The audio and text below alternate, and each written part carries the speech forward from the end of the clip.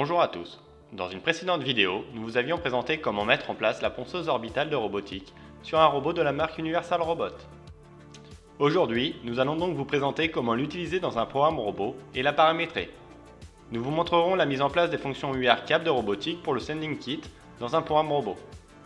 Nous utiliserons dans cette vidéo les fonctions événement de force, trajectoire, contrôle de force. Je vous souhaite un bon visionnage.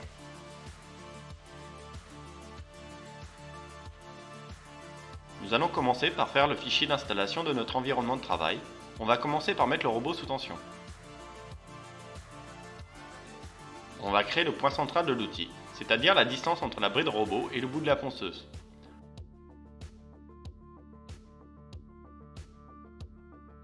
On rentrera dans l'onglet configuration du PCO la valeur de ce déport sur le Z. Puis on valide ces informations. Pour un bon maintien du robot en free drive et éviter les erreurs de programmation, il va être nécessaire de renseigner la charge utile et le centre de gravité. Pour cela, nous allons utiliser l'assistant proposé par Universal Robot. Il va falloir renseigner 4 positions au robot. En faisant régler la position, on va pouvoir utiliser le free drive par exemple, en plaçant le robot à la position déterminée, puis en l'enregistrant. Cette opération devra être effectuée 4 fois. Il est très important d'avoir des positions très différentes dans l'espace et des orientations variées.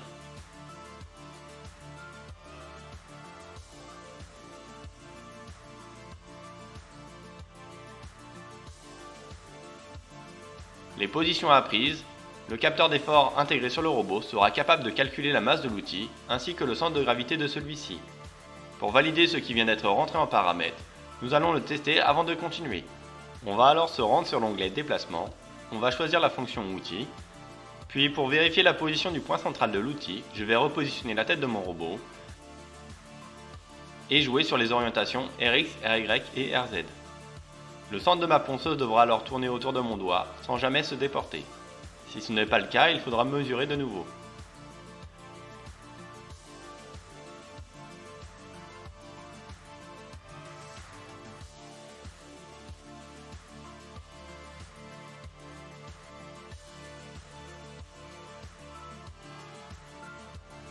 On va en profiter pour vérifier les valeurs du centre de gravité de l'outil sur le robot avec l'aide du bouton Free Drive à l'arrière de l'écran tactile.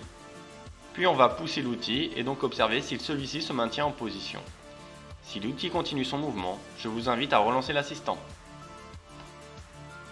Retournons dans l'installation, mais cette fois-ci sur l'onglet Configuration des entrées-sorties. Nous allons paramétrer en automatique la sortie pilotant l'électrovan quand le robot se met en défaut ou celui-ci s'arrête. Il faut sélectionner la sortie où est connecté donc l'électrovan, puis la configurer dans l'état bas hors fonctionnement, ce qui permettra au robot de donner l'ordre d'arrêt du passage d'air et donc l'arrêt de la rotation de la ponceuse lors d'un arrêt de protection par exemple. Enfin, il ne faut surtout pas oublier d'enregistrer ce fichier d'installation avant de continuer.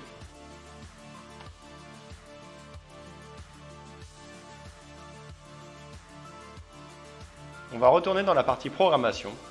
On va commencer par ajouter une séquence avant démarrage, où je vais mettre un premier point de passage dans un déplacement.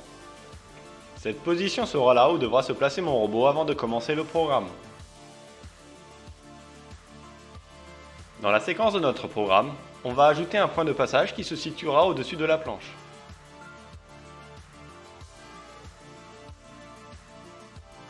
Arrivé ici, on va y accoler la fonction UR-Cap événement de force et sélectionner le mode attendre force. Cette fonction devra être couplée obligatoirement avec contrôle de force, comme ce qui suit.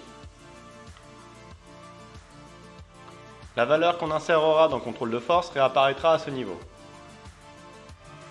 On va se mettre par rapport à la fonction outil dans le sens Z positif et cocher 0 sensor pour tarer le capteur avant la recherche. Pour rappel du sens des axes de l'outil, je vous invite à suivre les indications de l'image jointe.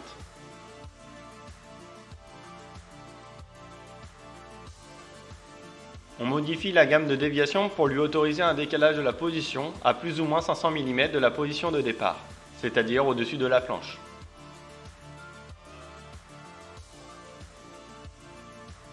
Pour cela, je rajoute la fonction trajectoire où l'on va effectuer des mouvements à la main qui seront reproduits à l'identique par le robot.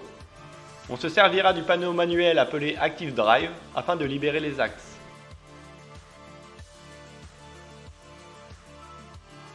Avant de faire la trajectoire, il faudra notamment activer notre ponceuse à l'aide de la fonction Activer outil, où on viendra piloter l'électrovanne.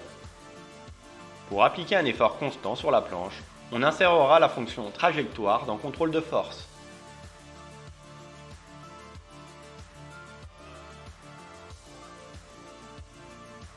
Entre ces deux fonctions, j'ajoute une petite tempo de 0,5 secondes. Je vais maintenant apprendre certaines des trajectoires.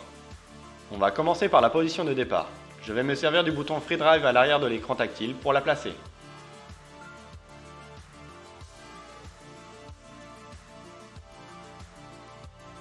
Je vais faire de même avec la position au-dessus de la planche.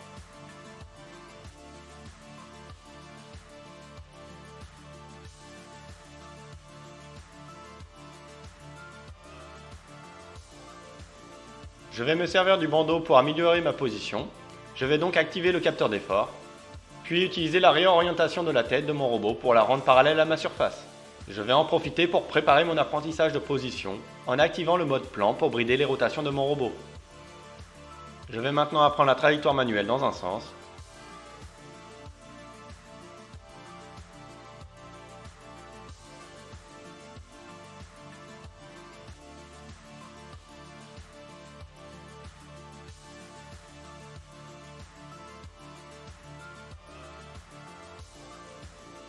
Puis paramétrer mon mouvement en vitesse constante, à une position relative qui devrait être la position contact de ma planche. Je vais copier-coller la trajectoire à la suite et la configurer en chemin inverse. On va cocher dans Contrôle de force le sens de notre fonction comme ce qui a été fait précédemment.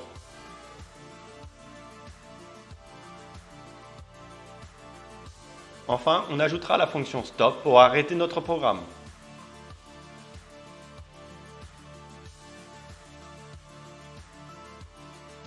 Lançons le programme robot. La première chose sera d'amener le robot à la position de départ.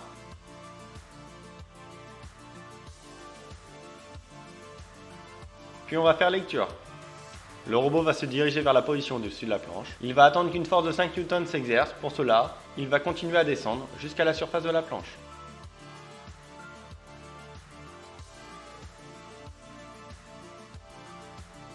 Une fois au bout de notre surface, il se réexécute pour refaire en sens inverse la trajectoire apprise.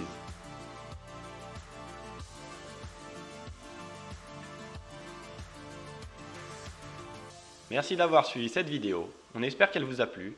N'hésitez pas à vous abonner à notre chaîne YouTube et nous suivre sur LinkedIn. Vous pouvez aussi consulter notre site internet pour plus d'informations.